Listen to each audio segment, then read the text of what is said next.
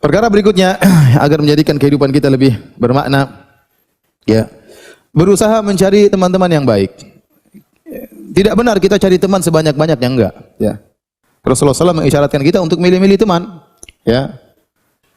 Almar'u ala dini khalilihi, falyanzur ahadukum man yukhalil. Seorang berdasarkan agama kawan dekatnya, maka hendaknya salah seorang melihat siapa yang menjadi kawan dekatnya, ya. Jadi tidak kita berjalan tidak kepada siapa saja, kita tidak membuka pertemanan kepada siapa saja, ya. Tatkala teman banyak kita repot sendiri, ya. Terlalu banyak teman kita repot sendiri, dan itu bukan menambah kebahagiaan, menghilangkan kebahagiaan. Benar ada kelezatan tersendiri tatkala bertemu dengan teman-teman. Namun kalau terlalu banyak akhirnya kita repot sendiri, ya. Undangan terus ke sana sini. Terus gimana memenuhinya, ya. Kalau enggak temu enggak enak, akhirnya enggak enakan sama sana, enggak enakan sama sini, enggak enak, repot sendiri. Ya, maka Nabi menyuruh kita untuk milih teman. Tidak semua menjadi kawan dekat, teman jalan kita, teman gaul kita. Kita harus milih yang baik. Karena sebagaimana sering saya sampaikan pepatah Arab, as-sahibu sahib, bahwasanya sahabat itu akan menarik, ya. Kita kalau berkawan pasti terjadi proses sinkronisasi. Entah kita akan seperti dia atau dia seperti kita. Maka kita cari teman yang bermanfaat. Teman yang bermanfaat bagi agama kita dan juga bagi dunia kita, ya. Maka hindari teman-teman yang buruk. Dari teman-teman yang buruk. Tidak ada dalil yang paling bagus dalam masalah teman yang dekat seperti dalil yang disebut oleh Ibnu Katsir rahimahullahu taala tentang Ashabul Kahfi. Ashabul Kahfi mereka orang-orang yang soleh. Kemudian mereka waktu pergi ke Goa Al-Kahf, mereka bawa anjing. Anjing tersebut ternyata disebut-sebut dalam Al-Qur'an juga. Ikut nimbrung dapat apa? Karomah, ya. Sampai Allah sebutkan anjing beberapa kali dalam Al-Quran, gara-gara bukan anjingnya, gara-gara apa? Ashabul Kahfi tersebut, ya. Jadi berteman dengan orang baik itu manfaat. Jangankan manusia, hewan aja berteman dengan Ashabul Kahfi, jadi disebut-sebut dalam Al-Quran. Itu aja nggak pernah disebut dalam Al-Quran. Ini anjing Ashabul Kahfi disebut-sebut oleh Allah dalam apa? Al-Quran, ya. Jadi seorang berusaha mencari teman-teman yang baik. Kalau teman-teman tersebut ternyata dengan bergaul dengan mereka menambah keimanan, maka peganglah teman-teman tersebut. Kalau ternyata bergaul dengan mereka, ngobrol dengan mereka, kita rasa iman kita kurang, ini berarti teman yang buruk. Mudah seperti itu, ya. Jadi kalau kita ingin ukur ini teman kita baik atau tidak, kita cek betul iman kita.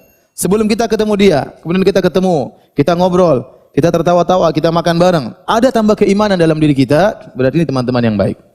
Tapi kalau kita setelah ngobrol dengan dia, duduk 1 jam, 2 jam, ternyata kita tatkala berpisah, hati kita terasa lebih keras, berarti teman yang buruk, hindari. Kenapa hati saya lebih keras? Ternyata hati mereka lebih keras, gara-gara saya bikin hati mereka keras. Ini ternyata saling buruk di antara kita. Kita memperburuk mereka, mereka memperburuk kita. Maka hindari. Hindari teman-teman seperti ini yang kalau kita setelah berpisah, kita merasakan hati kita semakin keras, ya. Maka ini berarti teman-teman yang buruk, ya. Dan kita bisa merasakan hal tersebut. Contoh kita duduk sama kawan-kawan, ternyata teman-teman kita suka ghibah. Suka menceritakan kerjaannya, ceritakan kejelekan orang lain, si fulan. Memang ada kelezatan yang kita rasakan tatkala ngobrol sama mereka. Kita jadi tahu urusan orang. Jadi urusan orang tuh enak, ya. Ada kelezatan. Saya bilang maksiat itu lezat. Makanya kalau ada acara berita-berita tentang bongkar aib ini si fulan laporkan polisi, ini ketahuan ininya, enak kita nontonnya. Karena ghibah itu lezat, maksiat lezat. Sebagaimana zina itu lezat, ya. Sebagaimana ya minum khamar itu lezat, ghibah juga lezat. Dengar ghibah lezat. Dengerin ghibah saja apa? Lezat. Apalagi yang ghibah langsung. Lezat luar biasa. Makanya orang kalau udah ghibah dia biasanya enggak berhenti. Kenapa? Ya, karena dia merasakan kelezatan. Ngobrol soal si fulan enggak berhenti. Yang dengar aja enak. Ya. Nah, kalau kita ternyata punya teman-teman yang hobinya ghibah, yang hobinya ceritakan kejelekan orang, ya, yang ngomong yang tidak ada manfaatnya, setelah kita berpisah dari mereka ternyata iman kita berkurang, sudah tinggalkan. Berarti kita salah milih kawan. Mundur, tinggalkan dia secara perlahan. Jangan kita bilang enggak enak. Karena yang menjadi korban adalah agama kita. Kalau kita enggak enak terus tetap sama dia, agama kita yang hancur. Terkikis sedikit demi sedikit gara-gara kita bergaul dengan orang-orang seperti ini. Maka tatkala kita memilih teman harus benar-benar difilter, ya. Harus benar-benar difilter. Dan ini sebagaimana sabda Nabi SAW tadi, falyanzur ahadukum man yukhalil. Hendaknya salah seorang dari kalian melihat siapa yang mau dijadikan sahabatnya, ya, sahabatnya. Jadi Nabi SAW mengatakan, mathalul jalisis salih wal jalisis su', perumpamaan teman yang baik maupun teman yang buruk, kata Nabi, seperti kahamil misk, seperti wasahibil kir, seperti orang yang wanafikhil kir, seperti orang yang menjual minyak wangi dengan orang yang menggunakan alat tiup untuk besi, ya, memanaskan besi.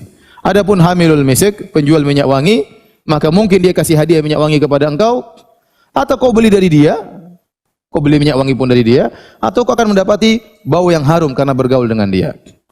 Cuma tiga kemungkinan, dan tiga kemungkinan tersebut semuanya baik. Mungkin dia kasih hadiah kepada engkau minyak wangi, kemungkinan yang baik. Atau kau beli dari dia minyak wangi, pun yang kau beli minyak wangi. Yang ketiga paling tidak kau ikut kecipratan bau harumnya, ikut mendapatkan bau wangi dari penjual minyak wangi ini. Adapun kalau sahabat yang buruk seperti nafikhil kir, seperti pandai besi, ya, kalau enggak dia meniup api sehingga api tersebut membakar pakaianmu, au anta jida minhu rihan khabithah, atau kau akan mendapati darinya bau yang buruk. Bau yang buruk, pasti kecipratan, enggak mungkin enggak cipratan. Ini maksudnya Nabi mengatakan pasti kamu kecipratan, pasti terkontaminasi, pasti terjadi proses sinkronisasi, pasti enggak mungkin enggak. Ya, enggak mungkin enggak. Maka benar kita punya kawan banyak, itu hanya sekedar kenal. Beda kawan yang kita jadikan teman jalan, teman ngobrol, mungkin teman curhat, tukar pikiran. Nah, itu tidak boleh sembarang kita berteman, ya. Tidak boleh sembarang kita berteman, harus milih-milih. Ini saya sampaikan kepada bapak maupun ibu-ibu. Ibu demikian. Tidak semua dijadikan kawan dekat. Tidak semua dijadikan teman ngobrol, ya. Nah, kita harus memilih-milih, kita harus selektif. Kalau ternyata sebagian ibu-ibu ternyata setiap ketemu pasti ngomongin orang, tinggalkan. Bapak tolong maju, tolong masuk, biar yang di luar bisa masuk. Merapat maksudnya. Tolong merapat. Silakan yang di luar masuk. Baik, hadirin dan hadirat yang dirahmati Allah Subhanahu wa taala, kita lanjutkan. Jadi masalah teman ini sangat prinsip dalam kehidupan kita. Mempengaruhi gaya bicara kita, mempengaruhi gaya pemikiran kita, mempengaruhi tujuan hidup kita, ya. Maka jangan sampai salah milih teman.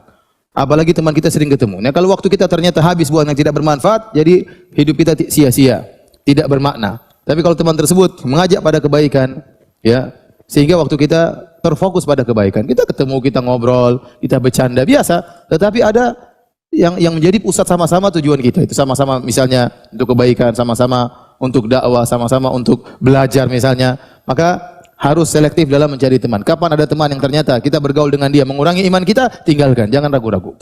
Jangan ragu-ragu. Demi kehidupan antum di dunia maupun di akhirat.